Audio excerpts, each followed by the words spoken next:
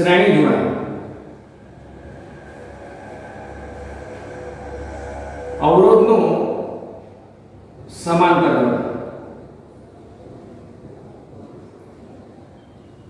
આમાં ડિટેલમાં વાત હું પછી કરીશ, પણ આમાં જે અગત્યની આગળની રીત માટે જરૂરી છે એટલી બાબત હું તમને અહીંયા સમજાવી દઉં છું. જો અહીંયા અવરોધ શ્રેણીમાં છે, એક અવરોધ R1 છે, બીજો અવરોધ R2 છે.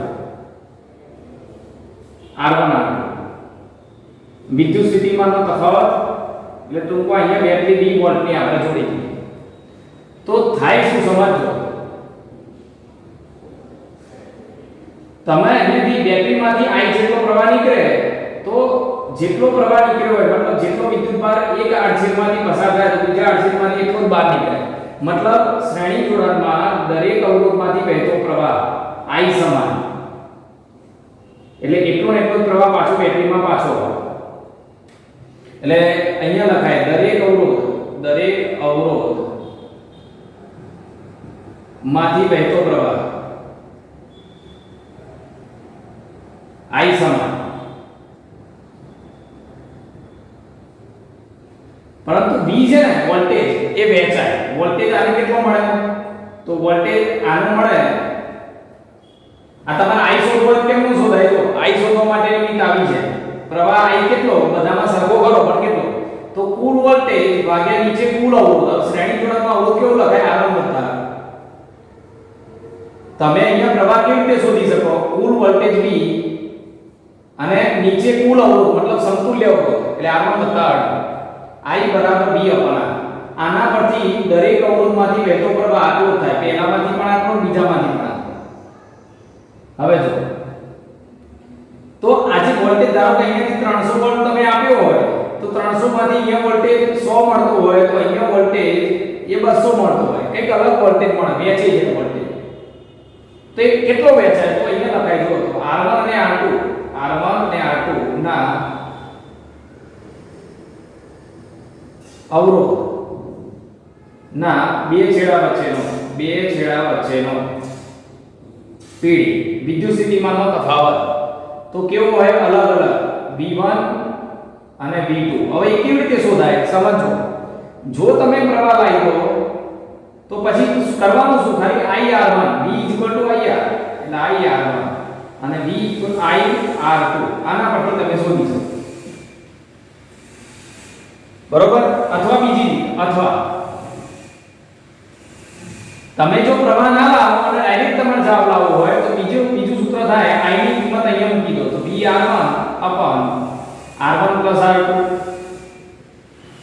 અહીંયા I ની કિંમત ફરીથી અહીંયા I ની કિંમત મૂકી દો તો V R2 છે અને આ ભાગ અહીંયા મૂકી દીધો અપન R1 R2. તો જો આવા સૂત્ર મેં કેપેસિટરમાં બતાવ્યા તમને યાદ હોય તો કેપેસિટરમાં પણ આવા સૂત્ર મેં તમને બતાવેલા છે અલગ અલગ જે ટેકનિક કરાઈ એમાં. તો આનો ઉપયોગ કેવી રીતે કરવાનો છેલ્લે હું પણ બતાવું છું આનો ઉપયોગ કેવી રીતે કરવાનો. અને છેલ્લે હવે આગળની વાત શ્રેણી જોડાણમાં સમતુલ્ય અવરોધ. શ્રેણી જોડાણમાં સમતુલ્ય અવરોધ તો અવરોધ R બરાબર ઇક્વિવેલન્ટ અવરોધ R1 વત્તા R2. શ્રેણીમાં તો ખાલી સરવાળો થાય એટલે સિમ્પલ છે. ચલો હવે સમાંતરની વાત કરીએ. આ બધાના હું એક ઉદાહરણ આપીશ તમને અને થોડા પ્રેક્ટિસ કરીશું આપણે. એક બે પ્રશ્નો બાકીના તમે સોલ્વ કરજો. ચલો સમાંતરમાં ધારો કે અહીંયા બે અવરોધ સમાંતરમાં છે. આ એક અવરોધ R1 છે, બીજો અવરોધ અહીંયા R2 છે અને બંને સમાંતરમાં જોડેલા છે અને એના બે છેડા વચ્ચે અહીંયા બેટરી છે.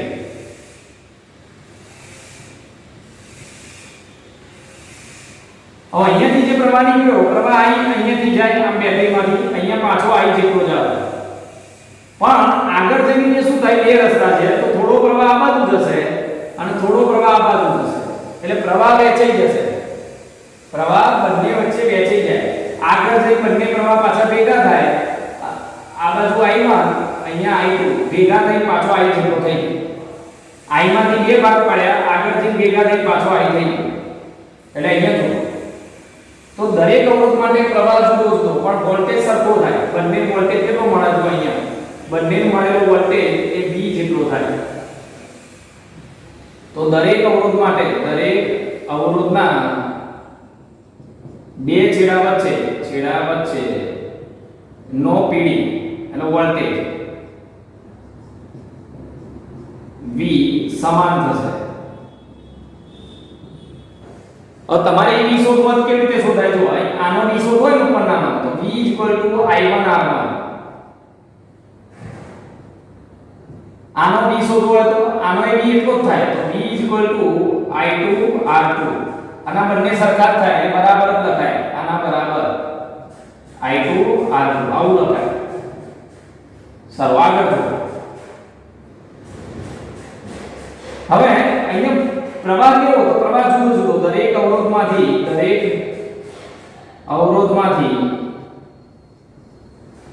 વહેતો પ્રવાહ I1 અને I2 એ જુદો જુદો થાય. પ્રવાહ જુદો જુદો. હવે આ પ્રવાહ શોધવા કેવી રીતે શોધાય? તો પ્રવાહ I1 બરાબર V/R1 વોલ્ટેજ તો સરખો જ હતો. આમાંથી વહેતો પ્રવાહ શોધવો હોય તો V/R2. તો બંનેમાંથી કુલ કેટલો પ્રવાહ થાય? બેટરીમાંથી કુલ પ્રવાહ તો I બરાબર I1 I2 અને છેલ્લે સમતુલ્ય અવરોધ R બરાબર તો આ સમાંતર જોડાણમાં સમતુલ્ય અવરોધ બે રીતે શોધાય. એક આ રીતે ઉપર ગુણાકાર નીચે સરવાળો,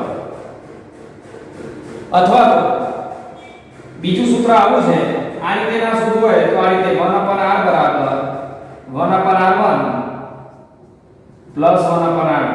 પણ આમાં તકલીફ એટલી થાય કે આમાં લસાઅ લઈને પાછું ઉલટાવવો પડે ત્યારે આ આવે. તો આ સૂત્રમાં તમને ખ્યાલ આવી ગયો હશે. બીજું એક I1 I2 બીજા રીતે પણ શોધાય. I1 અને I2 એની બીજી રીત પણ છે. I1 બરાબર હું અહીંયા લખી દઉં I1 બરાબર કુલ પ્રવાહ R2 R1 R2.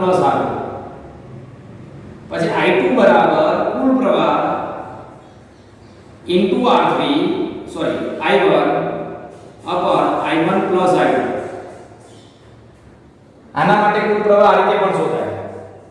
બરોબર? આ પણ મેં તમને કેપેસિટરમાં બતાવ્યું છે. તો જો આમાં કેવું થયું? પહેલાનો વોલ્ટેજ તો V કુલ વોલ્ટેજ ઇન્ટુ એનો પોતાનો જ અવરોધ V/R1 R1 R2. બીજાનો વોલ્ટેજ કેટલો મળ્યો? તો કુલ voltage into R2 R1 R2. એટલે બીજાનો વોલ્ટેજ તો બીજાનો અવરોધ, પહેલાનો વોલ્ટેજ તો પહેલાનો અવરોધ. પણ અહીંયા તો ઊંધું છે. પહેલાનો પ્રવાહ તો અવરોધ બીજાનો, બાકીનો ભાગ તો સરખો છે. બીજામાંથી વહેતો પ્રવાહ તો પહેલાનો અવરોધ. ચલો હવે આના પરથી આપણે આગળની રીત સમજવાની છે. આપેલ પરિપથમાં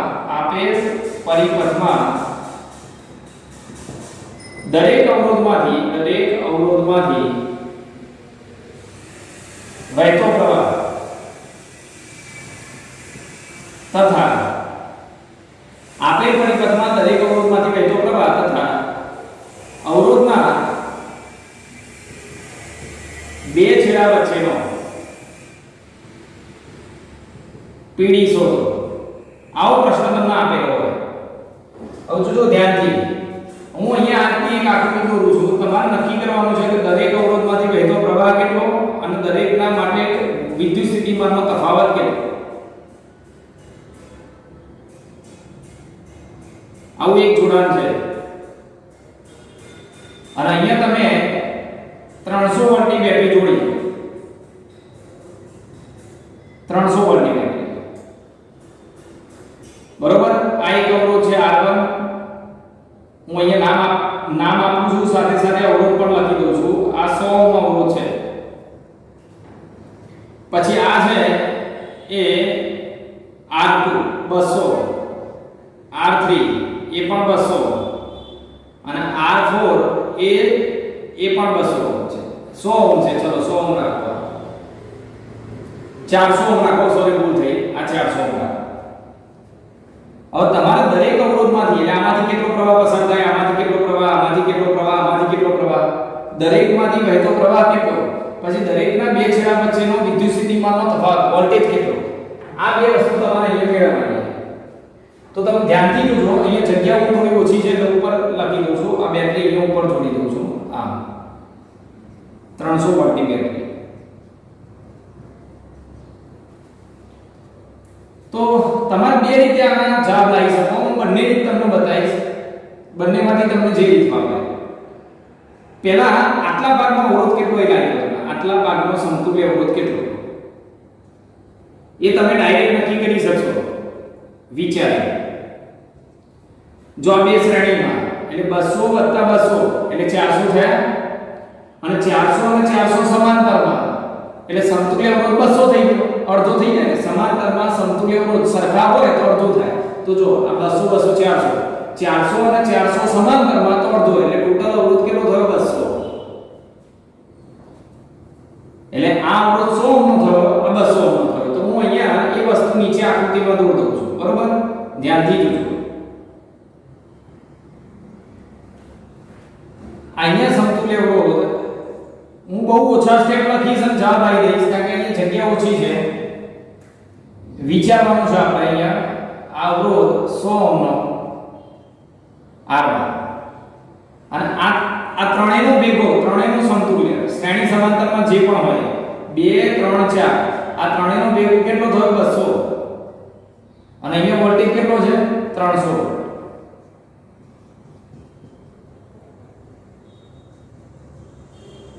હવે આમાં મેં તમને એક રીત બતાવી છે, યાદ કરો. કેપેસિટરમાં જ બતાવી હતી કે આ અડધો છે એને ડબલ વોલ્ટેજ મળે, એવું કીધું હતું કેપેસિટરમાં. અડધાને ડબલ વોલ્ટેજ મળે, આ ડબલ છે એને અડધો વોલ્ટેજ મળે. પણ એમાં કેવું હતું, કેપેસિટરનો વોલ્ટેજનો સંબંધ વ્યસ્ત હતો, C = Q/V. અને એટલે એવું થતું હતું કે જેનો કેપેસિટન્સ અડધું એનો વોલ્ટેજ ડબલ, જેનું કેપેસિટન્સ ડબલ એનો વોલ્ટેજ અડધો. પણ અહીંયા કેવું થાય, અહીંયા V અને R નો સંબંધ સમપ્રમાણનો, V = IR. એટલે જેનો અવરોધ ડબલ એનો વોલ્ટેજ ડબલ મળે. તો જો આનો અવરોધ ડબલ છે તો આના 3 ભાગ કરો, 100 100 100, 300 ના 3 ભાગ કર્યા. એમાં આ 200 ઓહ્મનો અવરોધ છે તો 200 વોલ્ટ મળે. અવરોધ ડબલ વોલ્ટેજ ડબલ, કારણ કે સમપ્રમાણનો સંબંધ થાય. અને અવરોધ અડધો તો વોલ્ટેજ અડધો, એટલે આને 100 વોલ્ટ મળે. હવે તમને એવું થાય કે આ ડાયરેક્ટ નથી ભાગતો, ડાયરેક્ટ ના ભાગતો તો આપણે આવી રીત કરી શકીએ. જો શ્રેણી જોડાણમાં આનો વોલ્ટેજ શોધવો હોય તમારે તો કેવી રીતે શોધાય, અને આનો વોલ્ટેજ શોધવો હોય તો કેવી રીતે શોધાય? તો બે રીતો છે. જો શ્રેણીમાં આનો વોલ્ટેજ અને આનો વોલ્ટેજ શોધવો તો બે રીતો આવે. ડાયરેક્ટ સીધું સૂત્ર, ડાયરેક્ટ સીધા સૂત્ર પરથી આનો વોલ્ટેજ તમે લાવી શકો. તો એ વસ્તુ અહીંયા નીચે અહીંયા લખી દઉં છું. આ બાજુ આ શ્રેણી જોડાણ અંદર કાઢી નાખવું જોઈએ.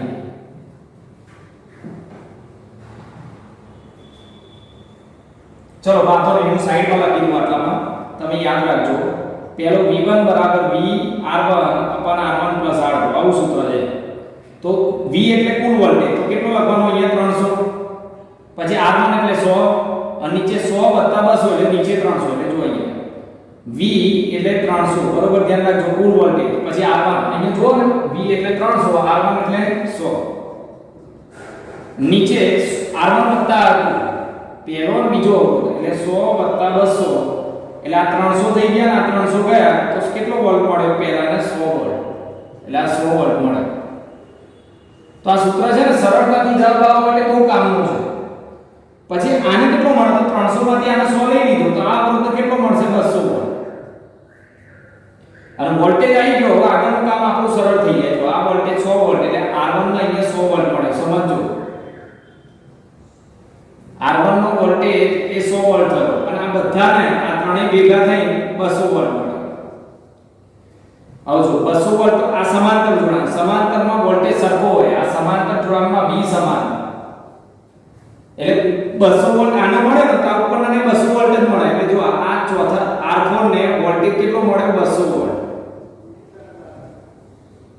પણ આ બે શ્રેણીમાં છે, આ શ્રેણીમાં બંને 200 મળે. આખા ત્રણે 200 મળે. તો સમજો, આ ત્રણે 200 મળે તો આ સમાંતરમાં છે, એટલે આ ઉપરના 200 નીચેના 200. પાછા બે શ્રેણીમાં, તો શ્રેણીમાં બે અવરોધ સરખા છે, તો સરખા હોય તો કશું કરવાનું નહીં, અડધો અડધો થઈ જાય. આને 100 વોલ્ટ, આને 100. આ બીજાને પણ 100 વોલ્ટ અને ત્રીજાને પણ 100 વોલ્ટ. તો આ બધાના વોલ્ટેજ આવી ગયા. જો પહેલાનો વોલ્ટેજ 100 વોલ્ટ, બીજાનો 100, ત્રીજાનો 100 અને ચોથાનો 200. એટલે દરેકના વિદ્યુત સ્થિતિમાનનો તફાવત. પહેલાનો 100 વોલ્ટ હું બધું ભેગું લખી દઉં છું અહીંયા. V1 બરાબર V2 બરાબર V3 આ ત્રણેયને 100 વોલ્ટ મળ્યા અને ચોથાને 200 વોલ્ટ મળ્યા. હવે તમારે દરેકમાંથી વહેતો પ્રવાહ શોધવો હોય ને, દરેક અવરોધમાંથી વહેતો પ્રવાહ, તો પહેલામાંથી વહેતો પ્રવાહ કેટલો? તો પહેલામાંથી વહેતો પ્રવાહ બરાબર V/R1. V કેટલો હતો? 100 વોલ્ટ. V1 પહેલાનો વોલ્ટેજ V1/R1 એટલે એ પણ 100. તો પહેલામાંથી વહેતો પ્રવાહ 1 એમ્પિયર થાય. ચાલો બીજામાંથી વહેતો પ્રવાહ કેટલો? તો V2/R2. I બરાબર V/R. તો V2 અને R2 તો 100 ભાગ્યા 200 એટલે 0.5 એમ્પિયર. ચલો આમાં કેટલો થાય? તો ત્રીજામાંથી વહેતો પ્રવાહ તો V3/R3. તો V3 100 અને R3 200 એટલે 0.5 થાય. અને ચોથામાંથી વહેતો પ્રવાહ તો 200 ભાગ્યા 400 V4/R4. 200 ભાગ્યા 400 એટલે 0.5 થાય. તો આ દરેક અવરોધમાંથી વહેતો પ્રવાહ અને દરેક અવરોધનો વિદ્યુત સ્થિતિમાનનો તફાવત. હવે જો બીજી રીતે ગણવું તો કેમ ગણાય? ધ્યાનથી કન્ફ્યુઝન કે થાય નહીં. અલગ અલગ પ્રકારના પ્રશ્નો આવે, તમે સરળતાથી એનો જવાબ લઈ શકો. તમને જે રીત ફાવે એ રીતથી કરવાનું. ચલો પહેલું કામ એ કરવાનું. બીજી રીતમાં કે આ બધાનો સમતુલ્ય અવરોધ લાવી દો, કુલ અવરોધ. હવે કુલ કેટલો થાય? તો 200 અને 200 એટલે 400. શ્રેણીમાં છે એટલે 400. 400 અને 400 સમાંતરમાં એટલે અડધો એટલે 200. 200 અને 100 એટલે 300. એટલે કુલ અવરોધ, સમતુલ્ય અવરોધ, ચારેયનો સમતુલ્ય અવરોધ એ 300 ઓહ્મ અને વોલ્ટેજ જે છે એ 300 વોલ્ટ છે. તો કુલ પ્રવાહ કેટલો? બેટરીમાંથી કુલ કેટલો પ્રવાહ નીકળ્યો એ તમે શોધી શકો. કુલ અવરોધ, કુલ વોલ્ટેજ, તો બેટરીમાંથી નીકળતો પ્રવાહ V/R. તો V300 R300 એટલે બંનેમાંથી નીકળતો પ્રવાહ 1 એમ્પિયર થયો. બેટરીમાંથી નીકળતો પ્રવાહ. હવે સમજો બરોબર, હું કહું એ બરોબર ધ્યાન રાખજો. તો અહીંયાથી જે પ્રવાહ નીકળ્યો એ કેટલો હતો? 1 એમ્પિયર. એટલે 1 એમ્પિયર પ્રવાહ હતો. તો આમાંથી વહેતો પ્રવાહ કેટલો? 1 એમ્પિયર. આ પહેલા અવરોધમાંથી વહેતો પ્રવાહ 1 એમ્પિયર થઈ ગયો. I1 બરાબર 1 એમ્પિયર. હવે અહીંયાથી જે પ્રવાહ ગયો, અહીંયા બે ભાગ પડ્યા. જો તો સમાંતરમાં શું થાય? પ્રવાહ વહેંચાય. જે પ્રવાહ જતો હોય સમાંતરમાં વહેંચાય. પણ જો ઉપર અને નીચે અવરોધ સરખા છે, આ 400 છે તો આ 400 છે, તો મતલબ વહેંચાશે કેવા? સરખા. તો 1 એમ્પિયરનો અડધો એટલે આ બાજુ 0.5 એમ્પિયર અને આ બાજુ પણ 0.5 એમ્પિયર. અને શ્રેણીમાં તો પ્રવાહ સરખો જ હોય એટલે આમાંથી 1.5. તો હમણાં જો મેં લખ્યું હતું,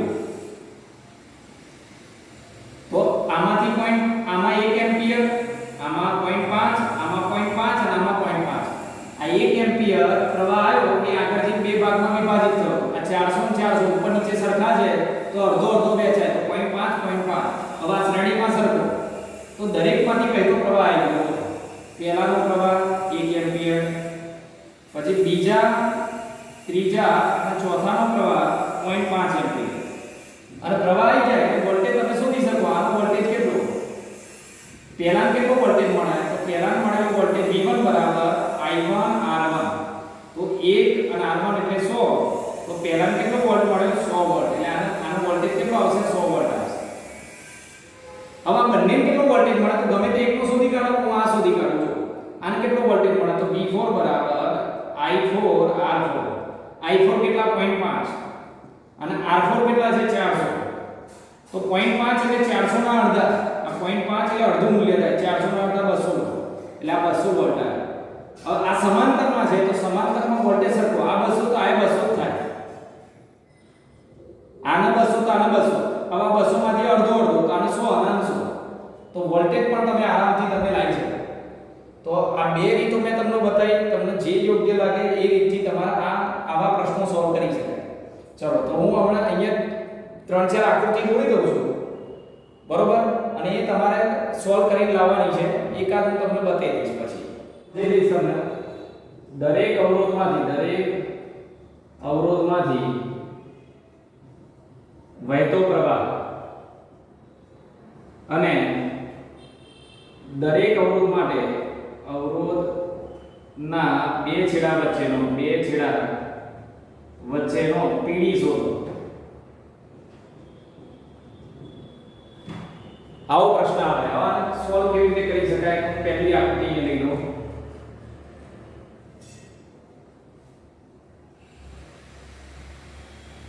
બરોબર, અહીંયા આ પ્રકારનું જોડાણ છે અને અહીંયા તમે 100 વોલ્ટની બેટરી જોડી દઈશું. V બરાબર 100 વોલ્ટ. બરોબર, આ 1 ઓહ્મનો અવરોધ, આ 1 ઓહ્મનો અવરોધ, આ પણ 1 ઓહ્મનો અવરોધ. અવરોધ R1, અવરોધ R2, અવરોધ R3. આ તમારે જાતે સોલ્વ કરવાનો છે. તમે કે કોઈ એક પ્રશ્ન હું તમને સોલ્વ કરી દઈશ. એક પરિપથ, હજુ એક નંબર 2. હવે આ પ્રકારનો પરિપથ છે.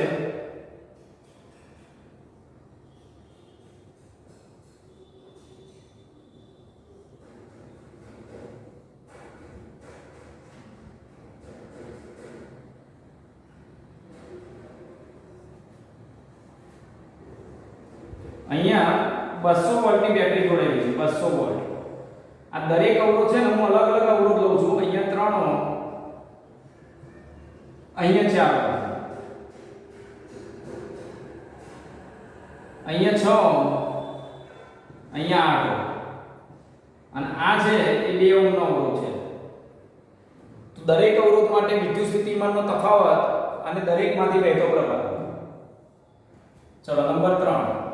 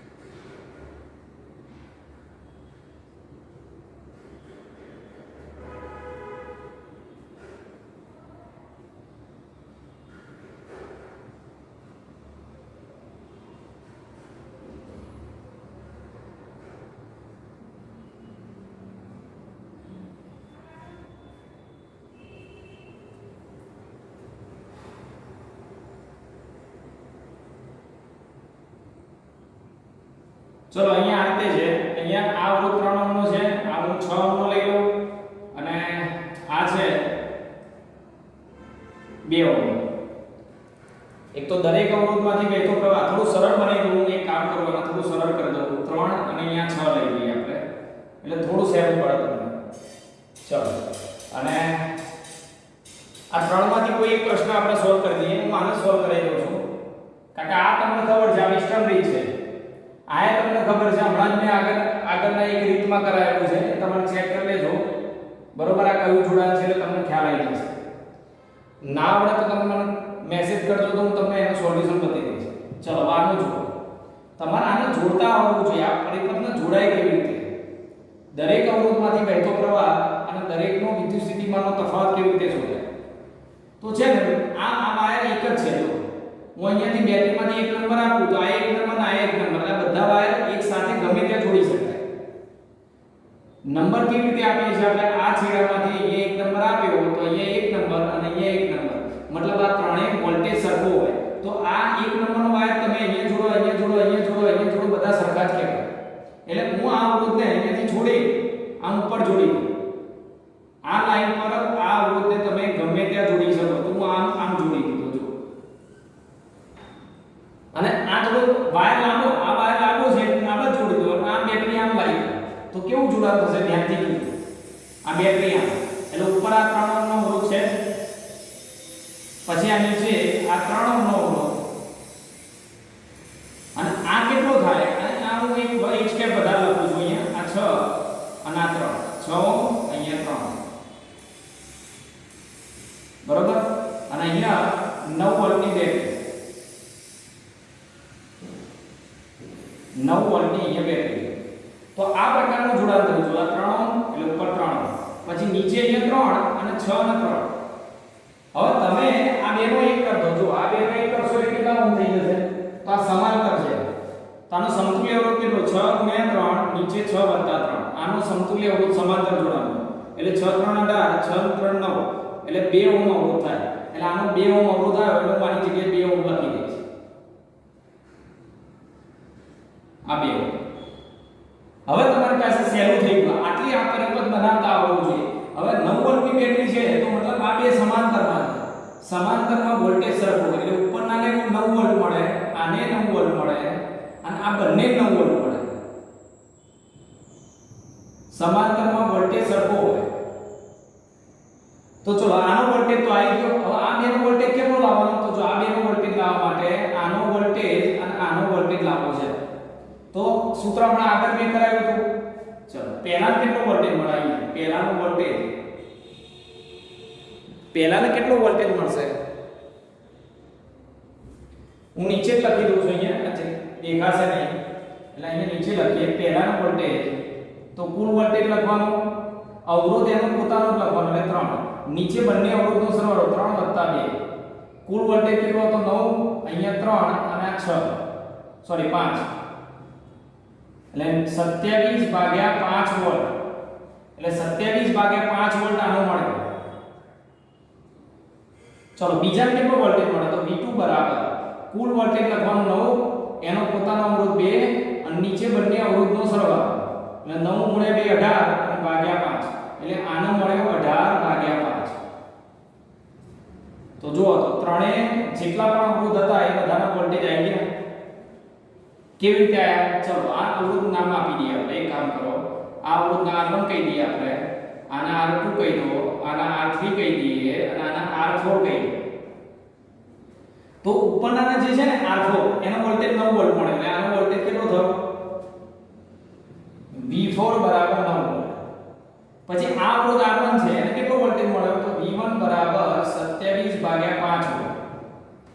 અને આ બેનો ભેગો એને 18/5. તો બે સમાંતરમાં છે. આ જો આ બેનો એક કર્યો છે આપણે, બેનો એક અવરોધ પાછા સમાંતરમાં છે. સમાંતરમાં વોલ્ટેજ સરખો હોય એટલે બીજાને અને ત્રીજાનો વોલ્ટેજ સરખો જ આવશે કે 18/5 વોલ્ટ. અને બસ હવે જો વોલ્ટેજ આવી ગયો તમારો તો દરેકમાંથી વહેતો પ્રવાહ I1 બરાબર V1R1, બીજામાંથી વહેતો પ્રવાહ તો V2R2, ત્રીજામાંથી વહેતો પ્રવાહ V3R3. આ પરથી તમે દરેકમાંથી વહેતો પ્રવાહ શોધી શકો. જો તો પહેલાનો વોલ્ટેજ V1 27/5 અવરોધ 3 27/5 ગુણ્યા 3 એટલે પહેલામાંથી વહેતો પ્રવાહ આવી ગયો. ચલો બીજામાંથી વહેતો પ્રવાહ V2 એટલે 18/5 અવરોધ 2 એટલે જે તે અવરોધનો વોલ્ટેજ અને એનો અવરોધ ગુણાકાર કરી દો એટલે પ્રવાહ મળી જાય. તો આ રીતે આ પ્રશ્ન તમે સોલ્વ કરી શકો. પછી કુલ પ્રવાહ શોધવો હોય તો આખા પરિપથમાંથી કુલ પ્રવાહ તો અહીંયા જે પ્રવાહ જતો હોય ને એ બે સરખા જ આવશે. આનો પ્રવાહ એ આનો પ્રવાહ સરખો જ થશે. કેમ સરખો થશે? સમજો બરોબર. આ શ્રેણીમાં છે તો અહીંયા જે પ્રવાહ જતો હશે એટલો જ અહીંયા જતો હશે. હું શોધી કાઢું એક કામ. અહીંયા શોધી કાઢું I1. આમાંથી જે પ્રવાહ જાય તો V1 કેટલો? 27/5 અને R1 કેટલો? 3 બરોબર. આ 81 થશે અને ભાગ્યા 5 એટલે I1 બરાબર 81/5 થાય. અહીંયાથી વહેતો પ્રવાહ 81/5 એમ્પિયર. તો આમાંથી 81/5 જ થશે. તમારે ગણવું હોય તો ગણવાનું. બરોબર. બંનેમાંથી વહેતો પ્રવાહ આનો ગુણોત્તર લેશો અને અહીંયા આનો ગુણોત્તર લેશો તો લગભગ સરખો જ થશે. 27 × 3 અને ભાગ્યા 5. અહીંયા 18 × 2 અને ભાગ્યા 5. ગુણોત્તર બંનેનો સરખો આવશે. તો અહીંયા પ્રવાહ આવી ગયો. ઉપરનો પ્રવાહ શોધો તો I બરાબર V × R. સોરી લખવામાં ભૂલ થઈ છે. I1 બરાબર V1/R1 આવું લખાય. સૂત્ર લખવામાં ભૂલ હતી. V1 કેટલા હતા? 27/5 અને R1 કેટલા હતા? 3. 9 × 3 27 એટલે 9/5 એમ્પિયર આવું જવાબ આવે. એટલે આમાંથી વહેતો પ્રવાહ 9/5 એમ્પિયર તો આમાંથી વહેતો પ્રવાહ 9/5 એમ્પિયર જ થાય. જો ગણીએ બંનેમાં સરખો આવે છે કે ચલો બીજામાંથી વહેતો પ્રવાહ તો બીજાનો વોલ્ટેજ 18/5 અને બીજાનો અવરોધ 2 V/R હવે જુઓ તો 18 ભાગ્યા 5 અને 2 9 દુ 18 9 ભાગ્યા 5 આમાંથી પ્રવાહ પણ એટલો જ આવે તો આનો પ્રવાહ સરખો થાય આનો પ્રવાહ કેટલો આવે તો I બરાબર V upon R V એટલે 9 અને R એટલે 3 તો 3 એમ્પિયર તો ઉપરનો 3 એમ્પિયર અને નીચેનો 9 ભાગ્યા 5 એમ્પિયર બેનો સરવાળો કરો એટલે કુલ પ્રવાહ તમને મળી જાય કુલ કેટલો પ્રવાહ બેટરીમાંથી નીકળ્યો છે એટલે તમે આ રીતે દરેક અવરોધનો પ્રવાહ દરેક અવરોધ માટે વોલ્ટેજ વગેરે શોધી શકો હવે આ તમારે જાતે સોલ્વ કરવાનો છે અને પછી ના ફાવે તો મને કહેજો હું સોલ્વ તમને કરી આપીશ તો આજનો અહીંયા ક્લાસ આપણે પૂરો કરીએ છીએ બધાને જય સ્વામિનારાયણ જય શ્રી કૃષ્ણ